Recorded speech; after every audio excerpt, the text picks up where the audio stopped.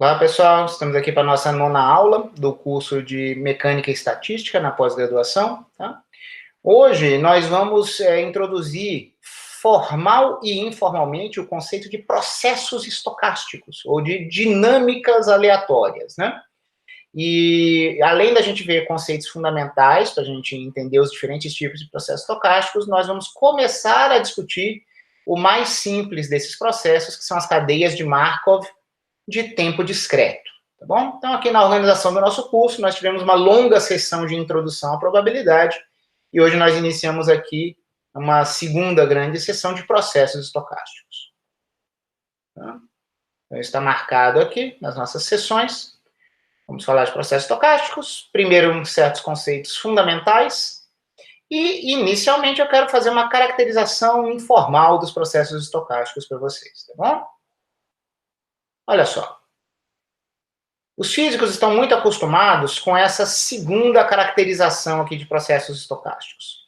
Nós teríamos toda uma família de diferentes trajetórias temporais estocásticas, ou random paths. Nós teríamos diferentes trajetórias dinâmicas de certos sistemas, tá bom?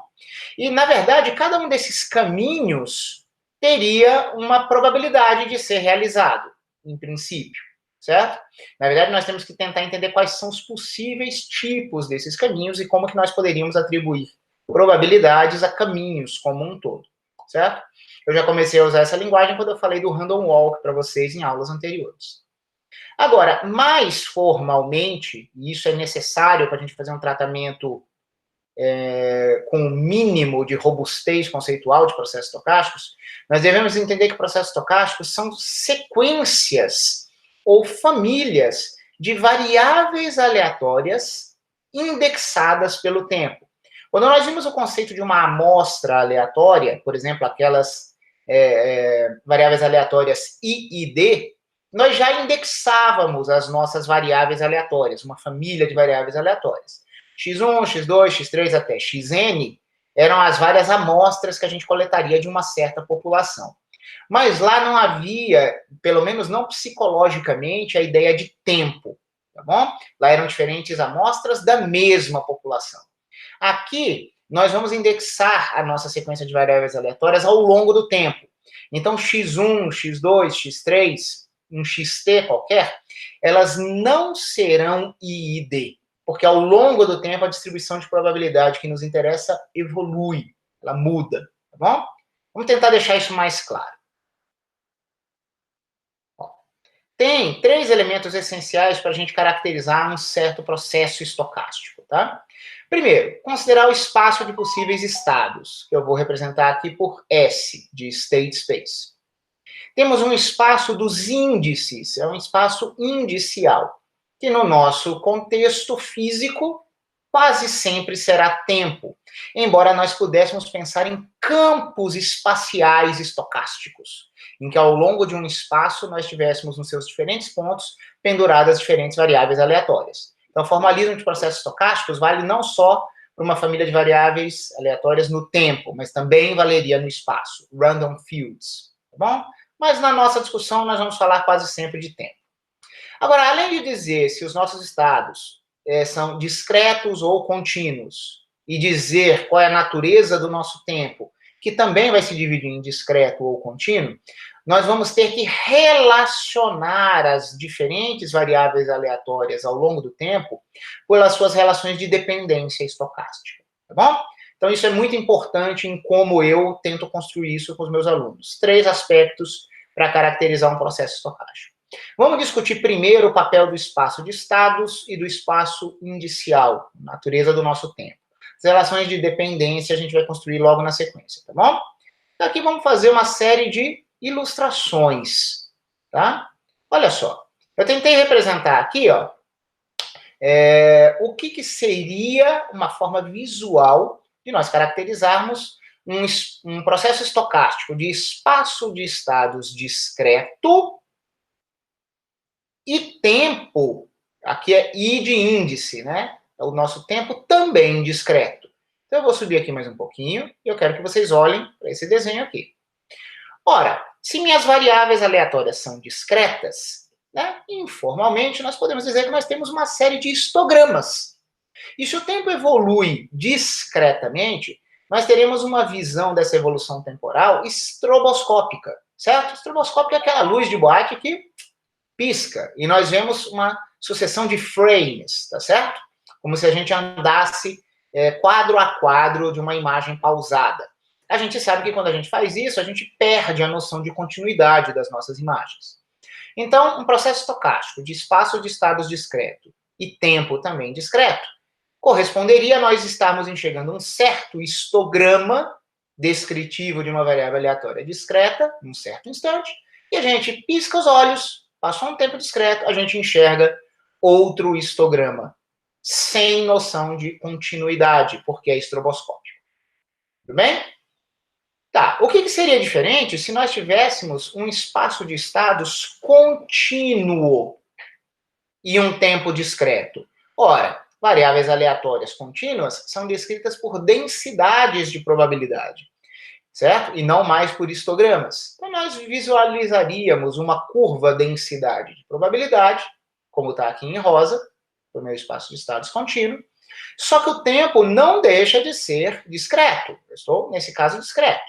Então, estroboscopicamente, a gente dá uma piscada e a gente observa uma nova densidade de probabilidade sem qualquer relação de continuidade em relação ao que a gente via antes. Tá bom? Então, esse é um tipo de processo estocástico diferente. Esse 1 e esse 3 que eu estou colocando aqui, eles vão ser seguidos de um 2 e de um 4, e aqui na sequência da aula eu vou dar nomes e exemplos desses tipos de processo, tá bom? Então, agora a gente vai descer aqui nessa tabela para a gente considerar quando o nosso tempo for contínuo. Lembrem-se que a primeira coluna aqui será espaço de estados discreto e a segunda contínua. Mas vamos lá, então, ver o que acontece com o nosso tempo contínuo. Então, o que a gente vai estar vendo aqui agora? Nós vamos estar vendo algo assim, ó.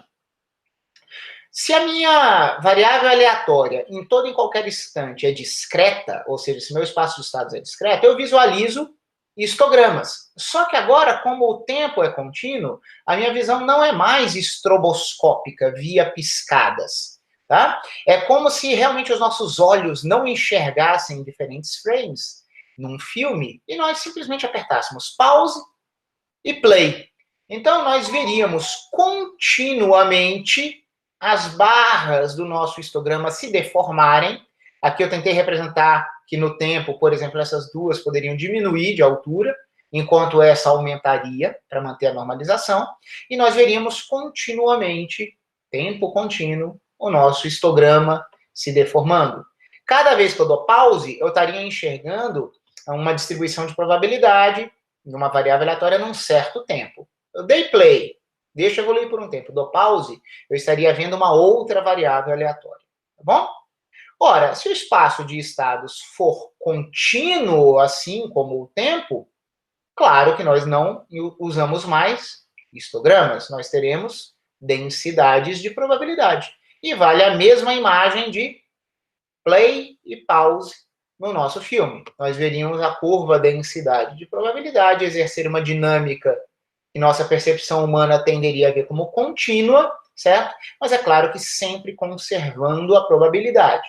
Então, eu tentei sugerir isso aqui com essas setinhas indicativas de dinâmica temporal, que a gente nunca poderia ter a curva como um todo apenas subindo ou apenas descendo, porque violaria a conservação da probabilidade. Então, alguns pontos dessa nossa curva estariam descendo, outros pontos subindo, de uma forma a manter a conservação da probabilidade. Poderíamos fazer um tipo de analogia com um pulso numa corda aqui, tá bom? Então, esses são os aspectos essenciais para nós visualizarmos nossos processos estocásticos. Espaço de estados, discreto ou contínuo. Tempo, discreto ou contínuo, tá bom? Ah, tem as relações de dependência. Espera mais um pouquinho. Eu quero exemplificar mais para vocês aqui esses processos. Por que eu divido esses casos dessa forma? Porque as técnicas matemáticas, teoremas, propriedades, em cada um deles, mudam de um caso para o outro, tá bom? Tecnicamente falando, sempre que você puder ter grandezas matemáticas discretas, você precisa de matemática mais simples. Você pode ter até somatórios complicados, expressões combinatoriais, mas não envolve cálculo. À medida que você vai tendo grandezas contínuas, você precisa de processos limite adequados, derivadas esquisitas, considerações esquisitas, que vão além do cálculo 1, tá? Então, vamos lá. Antes da gente discutir as dependências, vamos ver aqui alguns exemplos ilustrativos, tá bom? Então, o primeiro caso aqui, que eu chamei de 1 na página anterior, é espaço de estados discreto, tempo discreto, tá? Essas famílias de variáveis aleatórias nessas condições, nós vamos chamar de cadeias de Markov de tempo discreto. Embora, para merecer o adjetivo Markov, processo markoviano, vocês tenham que aguardar o avanço dessa aula, tá bom? Mas vai ser o nosso exemplo paradigmático de espaço de estados discreto e tempo discreto, tá? Então, aqui eu representei uma possível trajetória estocástica, tá? Com essas linhas pontilhadas em verde e azul, eu representei aqui a discretização do tempo e do espaço. Então, uma possível trajetória estocástica, dinâmica aqui, de uma cadeia de Markov de tempo discreto, seria representada dessa forma. A variável x0 poderia ter vários possíveis valores, mas ela se realizou com esse número aqui, onde está indicado o ponto rosa.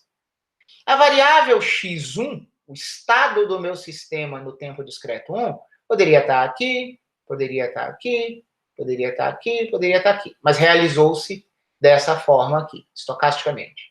Tá? Seria a variável x1. E assim por diante. Quando nós visualizamos toda uma sequência de realizações dessa nossa sequência de variáveis aleatórias, nós temos um random path, certo? Um caminho aleatório, uma trajetória aleatória, estocástica no tempo, um caminho aleatório. Tudo bem? Tá? Então, exemplos importantíssimos aqui para a gente nesse nosso contexto de física e estatística são o random walk.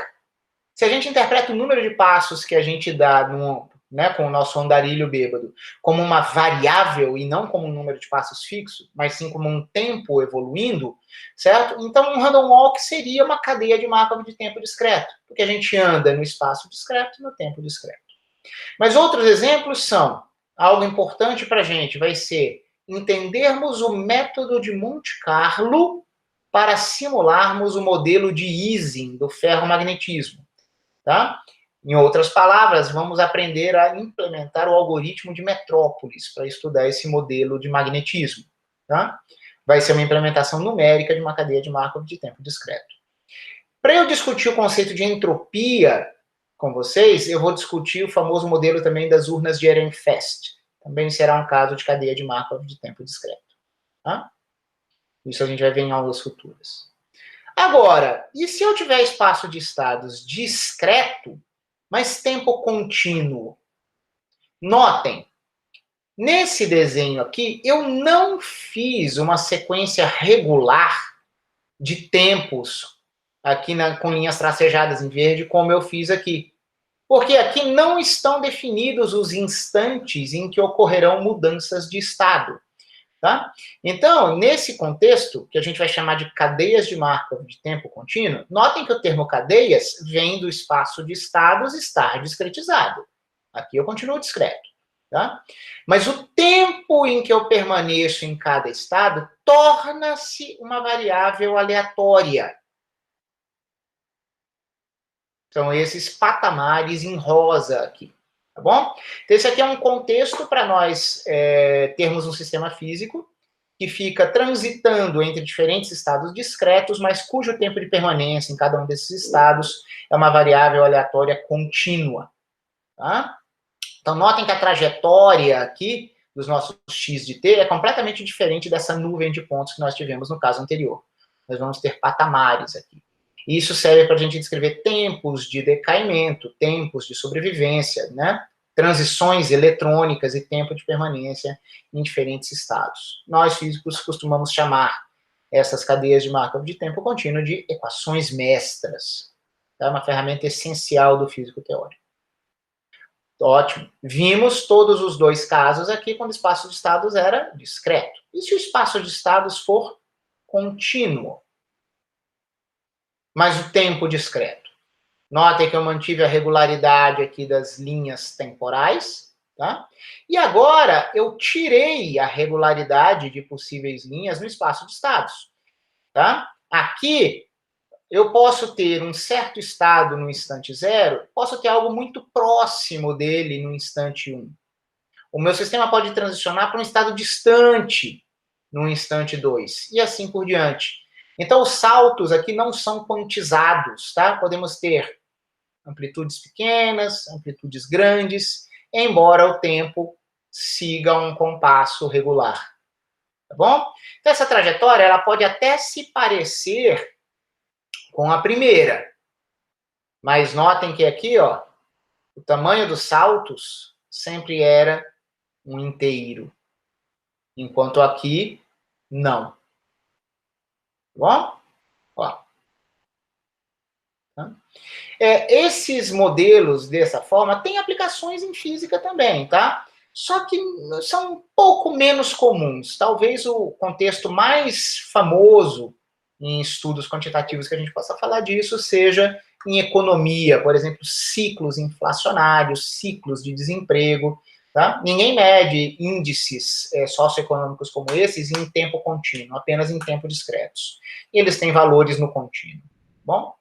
Então, vários prêmios Nobel em economia são especialistas em teoria de medida probabilística, teorias de otimização, para estudar séries temporais, como essas aqui, com modelos estocásticos que podem ser bem sofisticados. Bom? Vamos agora para o caso em que o nosso espaço de estados é contínuo e nosso tempo também é contínuo. Um exemplo paradigmático, e aqui a gente consegue voltar diretamente para a física, é o movimento browniano, certo? Discutiremos em detalhe isso numa aula futura, tá? Podemos dizer que, na verdade, toda uma família de processos de difusão estão cobertos aqui. Difusão no sentido da equação de calor, que nós vimos como um limite contínuo do random walk na aula passada, tá bom? Agora, olhe como a natureza das trajetórias, nesse caso, é muito diferente, bem mais complicada do que nos casos anteriores. Porque nos casos 1 e 3, nós vimos nuvens discretas de pontos. No caso 2, nós vimos segmentos de reta aqui, patamares. Tudo bem que a extensão desses patamares será estocástica, mas não é um objeto geometricamente tão complicado assim. Agora, o fato de nós termos espaço e tempo contínuos simultaneamente faz com que a trajetória de um movimento browniano, como essa aqui, ó, seja extremamente irregular.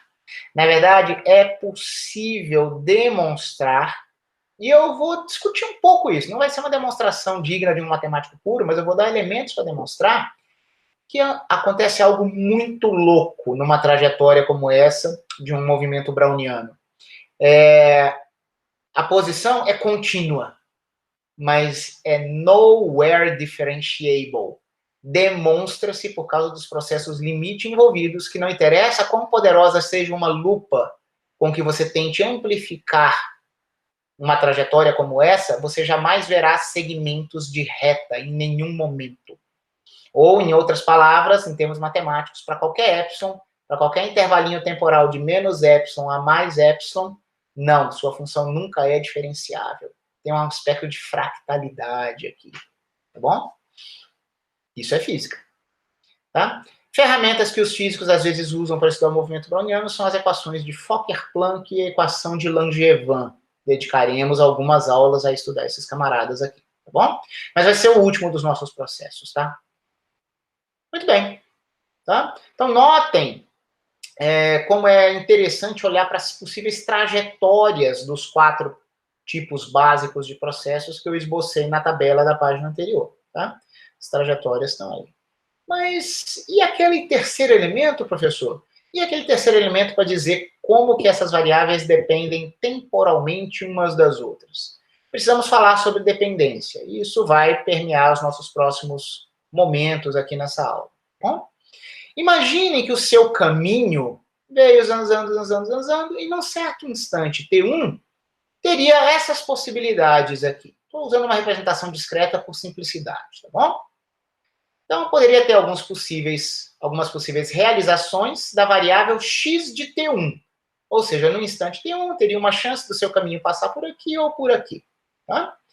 Tipicamente, pessoal, a distribuição de probabilidade dos novos trechos da nossa trajetória estocástica dependem de qual foi a realização. Se uma variável aleatória, num certo instante, T1, se concretiza como A, num instante posterior, T2, os seus possíveis estados vão ter uma distribuição de probabilidade, por exemplo, como essa aqui que eu marquei em verde. Mas se naquele instante T1 o caminho aleatório tivesse passado pelo ponto B, isso afetaria qual seria a distribuição de probabilidade, certo? Das possíveis posições da sua trajetória estocástica naquele mesmo instante futuro T2. Tá bom? Então, aqui eu destaco que eu estaria imaginando aqui T1 menor do que T2. Ou seja, o que acontece em certos instantes pode afetar o que acontece em instantes posteriores. Uau! Quem afeta? Como afeta? Será que outros instantes, até mesmo precedentes de T1, afetariam também? Será que eu preciso conhecer toda a trajetória estocástica no meu passado para que eu possa prever o futuro? Em princípio, sim. Tá? Só que agora chega uma hora em que a gente precisa de um formalismo mais preciso e menos figuras para que a gente possa expressar essas ideias, tá bom? O que é necessário para nós caracterizarmos completamente um processo estocástico? Vai ser algo um pouco surreal, tá bom? Reparem, o que eu vou escrever aqui vai valer para todos os casos, não importa se o espaço de estados é discreto ou contínuo, se o tempo é discreto ou contínuo, tá bom? Imagine que você escolheu um certo número nzinho de pontos de observação, tá? Eu não estou dizendo que o tempo é discreto. Mesmo que o tempo seja contínuo, você escolheu n pontos de observação, para ver se a sua trajetória estocástica passa por ali ou não. Esses n pontos simplesmente querem dizer que você quer escolher n instantes de tempo, tá bom? Pá, pá, pá, pá. Só que pode ser n igual a 3 instantes. Ou pode ser n igual a 17 instantes. Para qualquer quantidade de instantes que você defina. E para qualquer forma de você espalhar esses instantes de observação na reta temporal, você só vai dizer que você conhece o processo estocástico, consegue caracterizar estocasticamente todas as possíveis trajetórias, se nesse nível de arbitrariedade você souber dizer qual é a probabilidade de cada uma das suas posições naqueles instantes escolhidos ser menor ou igual do que valores pré-determinados, ou, numa linguagem de densidade de probabilidade, saber para n possíveis instantes de observação qual é a densidade de probabilidade do seu caminho passar por uma vizinhança de um valor x1 no instante t1. Vizinhança de um certo x2 em t2. E assim por diante.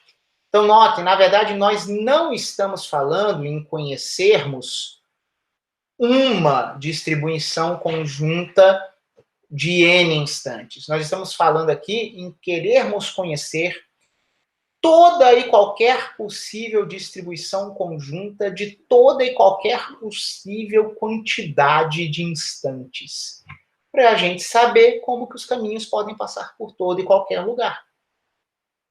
Ok? Então, notem, matematicamente, isso é um inferno se você não reduzir a complexidade da sua modelagem ou do seu estudo. Então, foi isso que eu quis dizer aqui, com isso ser extremamente desafiador. Tá bom? Então, é impossível você estudar um processo estocástico nesse nível de generalidade. Você não vai conseguir fazer teoremas, não vai conseguir desenvolver métodos. É inferno. Tá bom? Então, a gente vai ter que simplificar isso. Na prática, felizmente, muitos processos físicos admitem tratamentos exigindo muito menos complexidade do que isso que está posto aqui. Deixa eu só destacar aqui que normalmente vocês me vêm colocando uma densidade de probabilidade envolvendo todas as possíveis variáveis aleatórias no índice. Então, no lugar desse n, vocês estariam acostumados a me ver escrever x de T1, x de T2, vírgula, vírgula, vírgula, até x de Tn. E aqui dentro vocês estariam vendo apenas xn, xn-1, assim por diante, x2, x1. Só que é muito mais compacto a gente de representar essa conjunta dessa forma aqui, dizendo que há n variáveis envolvidas, e colocar aqui a posição e o tempo, e separar por ponto e vírgula. O ponto e vírgula é só porque a gente já está usando a vírgula aqui. Isso aqui é uma distribuição conjunta, tá bom? Vamos lá. Pessoal, como eu disse, caracterizar um processo estocástico, tentar caracterizar um processo estocástico naquele nível de generalidade não é nem mesmo factível tecnicamente, nem mesmo necessário. Tá? A gente consegue fazer muita coisa considerando apenas a classe dos processos markovianos. Tá bom? Vamos definir processos markovianos ali embaixo. Antes, deixem só que eu faça aqui uma construção geral com vocês, tá bom? Da seguinte forma. Tá? Vejam essas manipulações algébricas para motivar a definição da propriedade markoviana daqui a pouco. Digamos que o nosso interesse seja não conhecer a trajetória, a probabilidade de uma trajetória como um todo, mas a probabilidade de que um certo estado futuro seja atingido. Tá bom? Então, essa será uma probabilidade marginal, uma probabilidade de uma única variável aleatória, que está indicado por esse índice aqui. Seria a variável aleatória x de Tn. Só que eu adotei essa notação aqui, tá bom?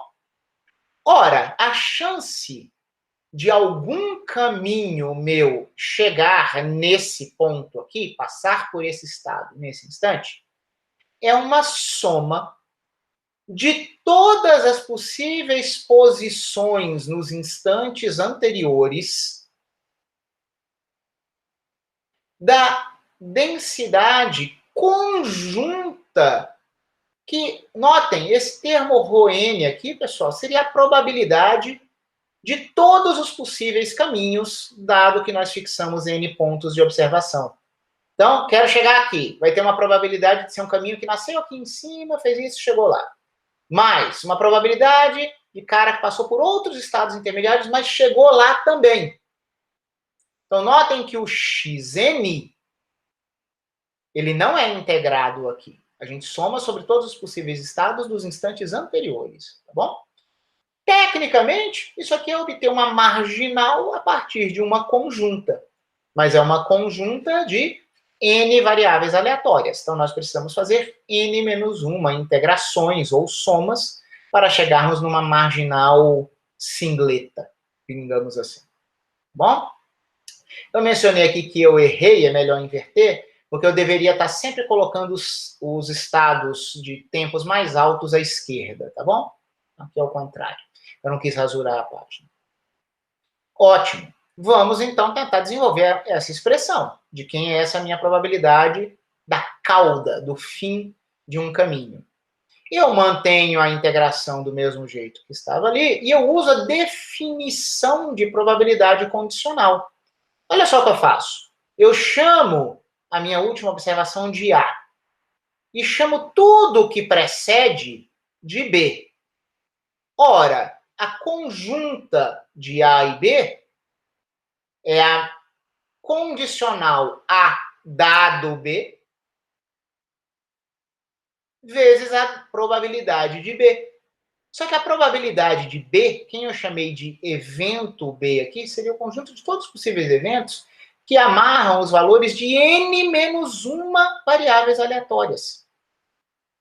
E olhem o que eu fiz aqui com a minha anotação. Aqui é a primeira vez que eu estou colocando uma barra no índice. Isso aqui é para dizer que é uma densidade de probabilidade de uma variável aleatória condicionada em n-1 outras. Realmente é o que vocês estão vendo aqui. Tá bom? E aqui, como eu disse, isso aqui é definição de probabilidade condicional. Tá? Isso aqui é A dado B vezes probabilidade de B. Só que eu escrevo essa probabilidade de B desta forma aqui. É só a definição de condicional.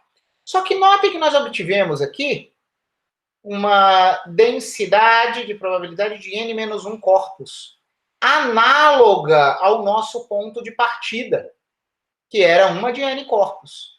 Ora, se essa aqui virou produto de uma condicional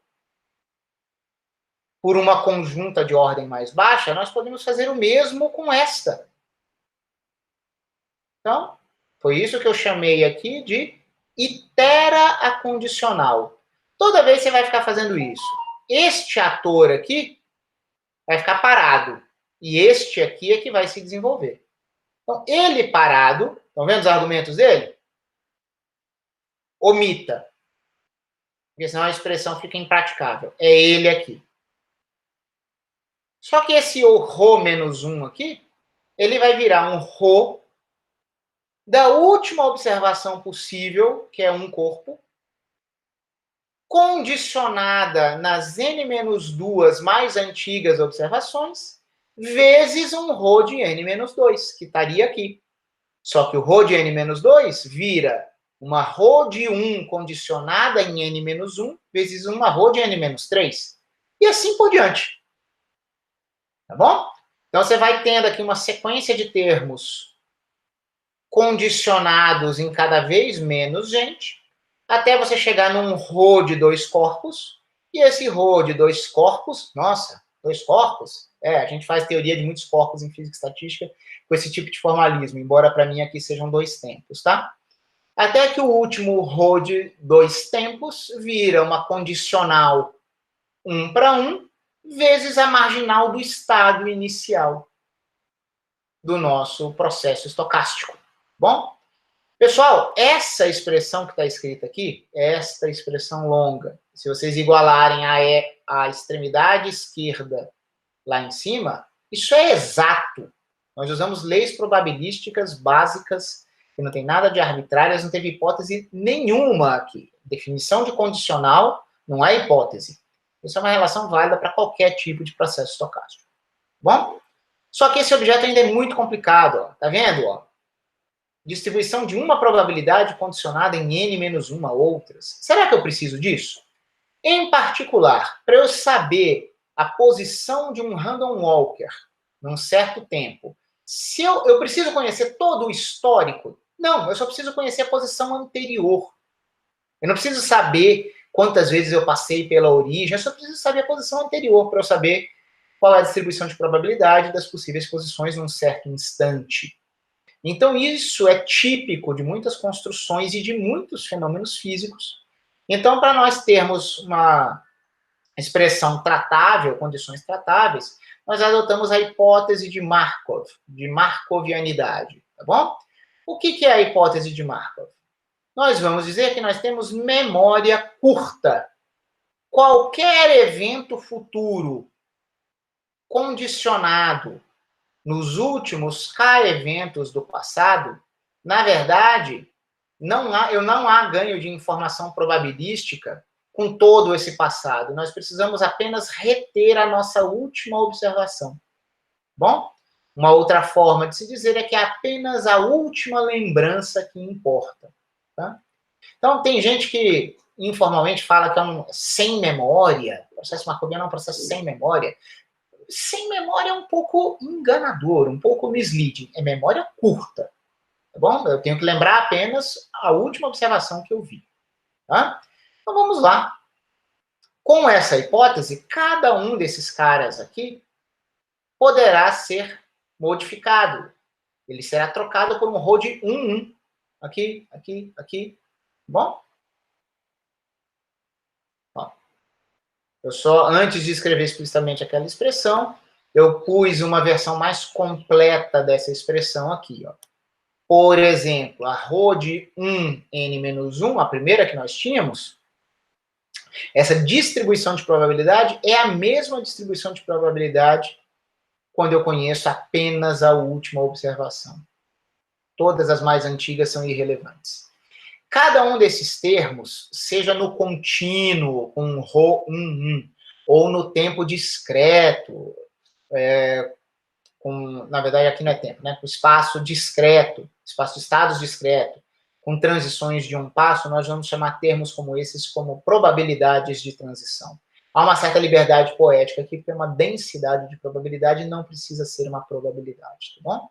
Então, ponham aspas aqui nessa probabilidade de transição. Vamos ver como fica a expressão geral para um processo marcoviano. Ó, eu reproduzi a expressão que nós tínhamos na página anterior, só que trocando todas aquelas memórias em muita gente por memórias apenas nas últimas observações. Notem que esse 1, para representar qual é a variável aleatória, sempre pega a mais recente, ó, das variáveis aleatórias pertinentes aqui, tá bom? Então, se nós tivéssemos um tipo de expressão geral para essas probabilidades de transição e a distribuição de probabilidade inicial, nós teríamos como prever probabilisticamente, né, a chance de qualquer possível ponta final para as nossas trajetórias estocásticas. É isso que caracteriza os processos markovianos. Bom? Aqui eu vou fazer um comentário complementar, não é exatamente essencial para o que a gente vai fazer, mas é uma expressão famosa. Em particular, processos markovianos obedecem à equação de Chapman-Kolmogorov, também conhecida como equação de Smoluchowski, tá bom? Essa equação afirma o seguinte: ora, a chance de eu transicionar de um tempo para outro, pessoal, eu estou chamando de T1 e T3, mas o tempo não precisa ser discreto. Isso aqui podem ser dois tempos escolhidos no contínuo, tá? Envolve você somar sobre todas as possíveis posições pela qual a sua trajetória pode passar num tempo intermediário T2. Então, isso aqui tem um sabor de medida quântica, uma função de onda. Você faz uma medida, colapsou a função de onda e depois ela pode se abrir de novo. Mas isso é uma analogia apenas, tá, pessoal? Nós não temos interferência quântica numa expressão como essa. Nós não temos complexos aqui, tá bom? Nós sabemos que nós podemos superpor amplitudes de probabilidade em quântica, mas o que importa é o módulo ao quadrado. Então, em termos de interferência, que não tem um análogo exato aqui. Mas, de alguma forma, tem uma conexão aqui, tá? Muito bem. Aqui eu demonstro esse resultado, tá? Por que eu quis colocar essa demonstração? Não apenas para a equação de Smoluchowski ficar sem justificativa, mas porque ilustra um procedimento geral quando a gente lida com condicionais, tá bom? Vejamos. Ó, o objeto que nós queremos calcular, esse lado esquerdo aqui, ó, eu coloco ele aqui. Pessoal, essa expressão, tá, eu estou condicionando no que acontece no instante 1.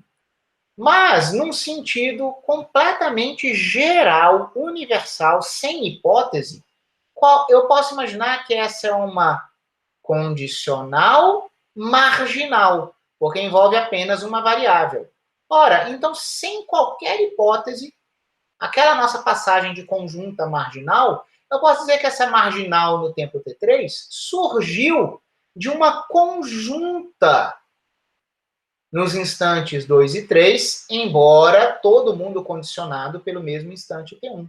E aí eu somo sobre todos os possíveis valores dessa variável auxiliar. Tá bom? Ora, isso aqui nada mais é do que uma conjunta. Uma conjunta, chame isso de A, chame isso de B. Ela será o produto de uma condicional por uma marginal. Quando eu condicionar, o x2 vai passar para o lado da condição, junto do 1. E vai sobrar uma marginal do 2. Muitos alunos estranham quando eu mostro esse tipo de coisa, porque é uma construção de condicional envolvendo o 2 e o 3, sendo que o tempo todo já havia um condicionamento na variável do instante T1. Sugiro que vocês, com sua mão, tampem isso aqui e isso aqui. Fiz um T1. E isso aqui. vocês simplesmente vão estar vendo uma distribuição conjunta sendo igual a uma condicional vezes a marginal. Isso aqui se encaixa na nossa definição de probabilidade condicional. Então, essa primeira passagem foi expressar uma marginal como integração de uma conjunta. Não tem hipótese aqui. Usamos a definição de condicional para expressar esse ρ2,1 como um produto de uma ρ1,2 por uma ρ1,1. Não tem hipótese aqui. Isso aqui é absurdamente universal. Agora, a minha próxima passagem envolve a hipótese de marcovianidade. Esse ρ de 1, 2, ora, se o processo for marcoviano, não me importa o que aconteceu em 1. Nós podemos trocar esse ρ1, 2 por esse ρ1, certo? E eu errei aqui, né? Aham. Pessoal, aqui é 2. Por favor, corrijam. Porque o que importa é a última observação. Errei. Aqui é 2. Desses dois caras aqui, quem é irrelevante é esse. Errei, por favor. Tanto que o que eu tinha afirmado aqui em cima, ó, era isso. Ó. Bom? Mais uma vez, errado aqui. Aqui é índice 2. É um ρ1, mas o índice aqui é 2. Tá? E aí estaria demonstrada a validade da equação de Chapman-Kolmogorov. Tá bom? Uma observação, eu não vou me alongar muito nisso, vemos que a hipótese de marcovianidade leva à equação de Chapman-Kolmogorov. No entanto, Chapman-Kolmogorov não implica marcovianidade, por mais que pareça ter um sabor de marcovianidade. Para quem duvida disso, procure pela equação de Chapman-Kolmogorov no famoso texto de Nick Van Kampen, que é o Stochastic Processes in Physics and Chemistry. Um livro bem famoso de processos estocásticos em física. Bom? Estamos chegando mais perto do final da nossa aula. Se eu vou querer falar de algum processo estocástico concreto aqui para a gente, para não ficarmos apenas nos conceitos fundamentais, vamos começar a nossa discussão dos mais simples processos estocásticos, que são as cadeias de Markov de tempo discreto. Tá bom? Então, como em outras ocasiões, S aqui para mim vai ser o meu espaço de estados. E num primeiro momento, vamos imaginar que o nosso espaço de estados seja finito, tá bom? Então, teremos uma série finita aqui de estados que nós podemos visitar, vou rotulá-los, indexá-los de 1 até n, tá bom? E em cada instante t, nós teremos uma certa probabilidade de estarmos em qualquer um desses estados. Então, πi de t aqui, para mim, será a probabilidade do sistema estar no estado i no instante t. Sendo bem específico em termos das variáveis aleatórias envolvidas, o que eu chamo de πi de t é a probabilidade da variável aleatória num certo instante, então é um dos membros daquela minha sequência de variáveis aleatórias que constitui o processo, essa particular variável aleatória ser igual a i. Tá? Claro que para qualquer tempo, a soma das probabilidades de você estar em qualquer lugar é 1.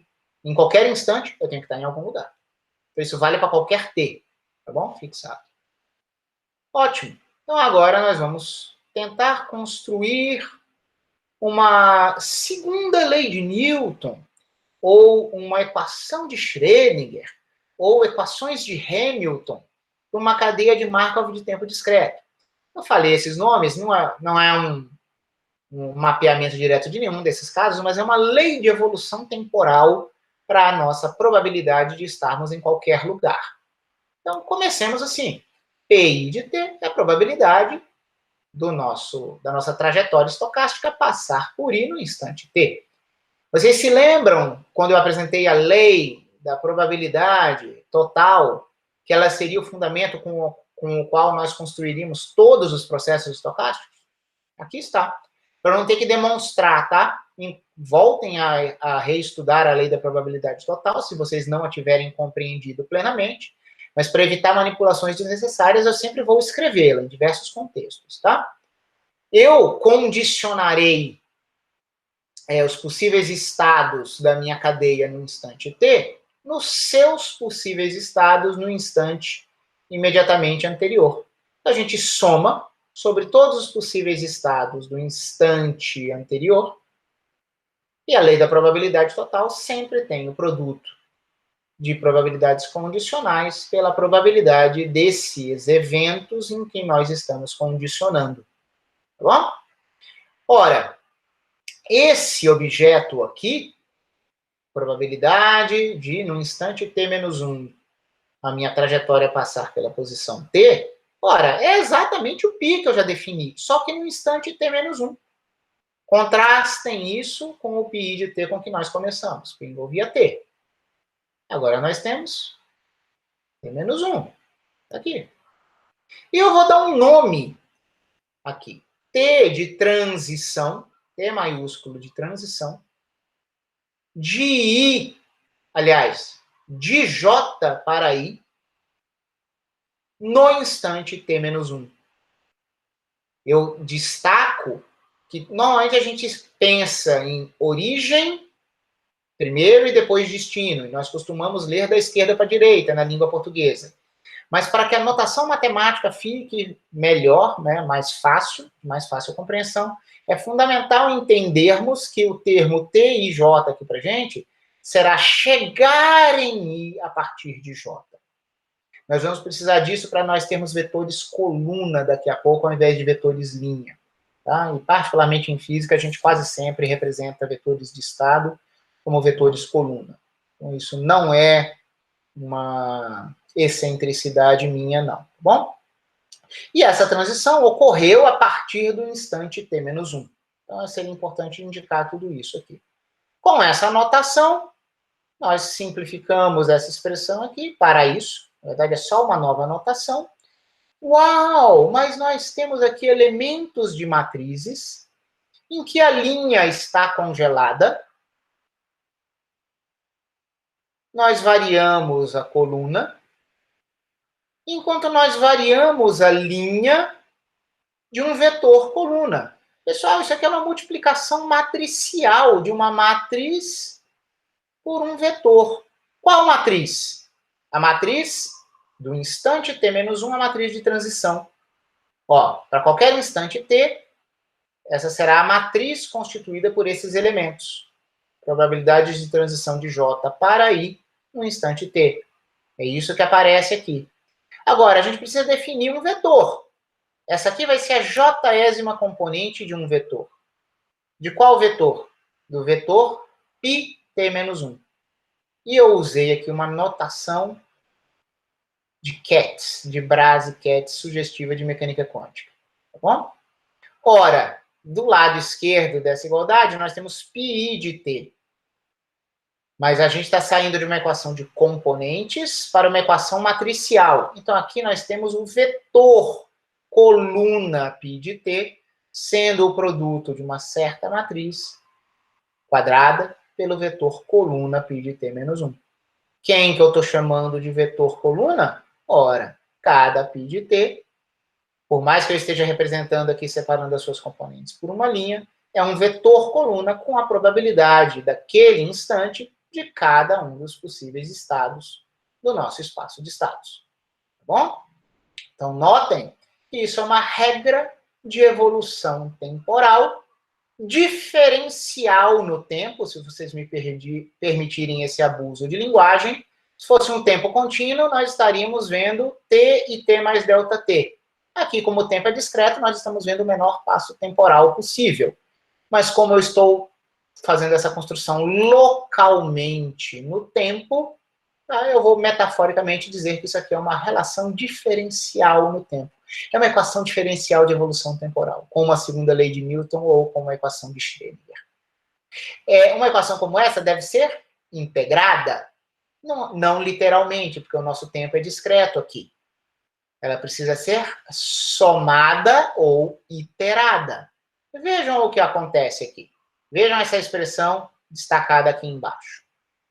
Vamos substituir essa expressão em si mesma. Ora, π de t é uma certa matriz vezes o π de t-1. Mas o próprio π de t-1 é uma outra matriz envolvendo o instante t-2 vezes o π de t-2. Se nós formos substituindo essa expressão em si mesma para os diferentes tempos, nós poderíamos regredir até o instante zero. Então, a partir de uma distribuição de probabilidade inicial, nós poderíamos fazer uma multiplicação pela matriz de transição para sabermos a probabilidade de todos os possíveis estados no instante 1. Ora, pega esse vetor de estados, pega a matriz de transição a partir do instante 1, e daqui para cá nós teríamos o π de 2. Pessoal, nós estamos resolvendo a minha equação diferencial na liberdade poética, se vocês me permitirem chamar isso aqui de diferencial. Nós temos um estado evoluído no tempo, construído a partir de uma condição inicial. Tá bom? Notem que nós precisamos representar essa operação dessa forma, porque essas probabilidades de transição, em princípio, poderiam depender do tempo. Poderia ser um envelhecimento ou um processo de rejuvenescimento das nossas probabilidades de transição. Há aplicações físicas em que isso é necessário. Mas nesse contexto introdutório em que nós estamos, nós vamos considerar que a nossa cadeia é temporalmente homogênea, ou seja, não há de verdade uma dependência no tempo. Então, ao invés de nós termos uma sucessão de matrizes de transição, nós temos uma única matriz de transição, que vai valer para eu saltar de J para I em qualquer instante. Nesse caso, cada um desses fatores aqui, na verdade, é sempre a mesma matriz T de transição. E aí nós chegaríamos a uma evolução temporal explícita a partir da nossa condição inicial, da nossa distribuição inicial de possíveis estados, envolvendo a tésima potência da matriz T. Ok? Então, notem, nós sempre vamos trabalhar em contextos em que nós conhecemos a matriz de transição. Isso não necessariamente nos dá automaticamente a evolução temporal. Por quê? Porque cálculos de potências de matrizes não são exatamente triviais. Se a matriz for diagonalizável, há procedimentos possíveis. Se não for, isso se torna um problema de álgebra linear numérica. Tá bom? Para a gente calcular quem é essa matriz. Notem que fazer produtos matriciais T vezes para T grande, se a sua matriz for muito grande, um N grande, é computacionalmente caro. Mas, em princípio, nós temos os elementos para a gente sonhar com algum tipo de solução aqui. Vamos discutir isso com mais cuidado na próxima aula. Encerramos aqui a nossa aula com esse resultado interessante. Tá bom? E eu só peço que vocês aguardem o fim da gravação.